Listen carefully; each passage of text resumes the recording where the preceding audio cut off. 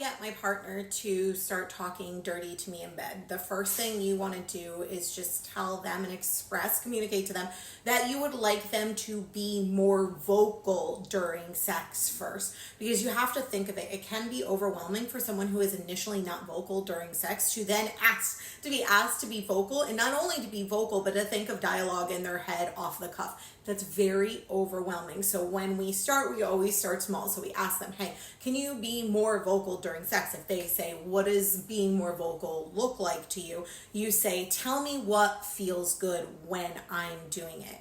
If it feels good and you feel like moaning, moan so I know it feels good. Say yes, say do more, say harder. Like, just communicate to me that I'm doing something right so that I know to continue to do that. Step one. Number two, have the conversation of what dirty talk is to you, because everybody perceives dirty talk differently, and things that you would like them to say. If you don't know what you would like them to say, I would suggest researching by reading some books, going online, going onto public forums to find out what words turn you on, so that you can hand them like a nice little booklet of like, hey, I want you to tell me this. I want you to praise me. Some people like degradation. Some people just like being told how good things feel. Some people like a full freaking monologue and role play during sex. So it's about communicating what you like and what you are looking for as far as dirty talk is concerned.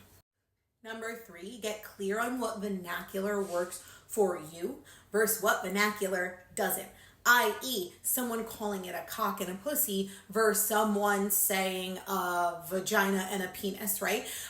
There are certain words that trigger us in a good way and trigger us in a bad way. So if you hate the word moist and your partner in the middle of a session says, God, you feel so moist, and you want to die and it makes you cringe, boom, you're out of the session. So make sure you sit down and communicate. These are the words that I want to be like spoken about my body. These are the words that'll turn me off. So try not to use them. And this sounds so clinical, but let me tell you, it'll save you so many cringe-worthy moments during your dirty talk sessions with your partner before the session happens, so that when you're in the session, you can be fully in it, love it.